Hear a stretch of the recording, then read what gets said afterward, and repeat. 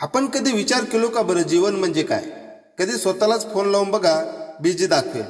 कारण या जगात आपल्याकडे सगळ्यांसाठी वेळ असते, पण स्वतःसाठी मात्र आपणच व्यस्त असतो. आज मी इथे चितार असतोय, लाकूड असताना प्रत्येक वेळेस एकच प्रश्न डोक्यात येतो. कालपर्यंत जो माणूस धावत होता नावासाठी, पैशासाठी, प्रसिद्धीसाठी, कधी कोणावर राग, कधी कोणाशी अबोला, आज तो पूर्ण शांत पडलेला आहे. कालपर्यंत ज्याच्या एका फोनसाठी लोक थांबत होते, आज त्याचा फोन कायमचा बंद झाला. दुःख आलं तर सुख पण येतेच. पावसाशिवाय इंद्रधनुष्य दिसत नाही आणि रात्रीशिवाय सूर्योदय होत नाही. नशिबाची चिंता नशिबावर सोडा, कारण इच्छा असूनही माणूस सगळं आपल्या हातात ठेवू शकत नाही.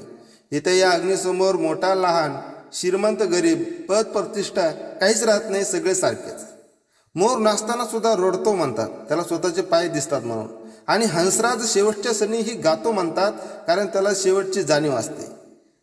दुःखीच्या रात्री कोणाला झोप लागत नाही आणि आनंदाच्या दिवशीही झोप लागत नाही. म्हणजे दोन्ही क्षण तात्पुरतेच असतात. इथे येताना हात रिकामे असतात आणि जातानाही रिकामेच असतात. बाकी राहते ते फक्त लोकांच्या आठवणीमध्ये आपण कसे होतो आणि त्यांच्या डोळ्यातलं पाणी. कदाचित यालाच तर जीवन म्हणत असावे.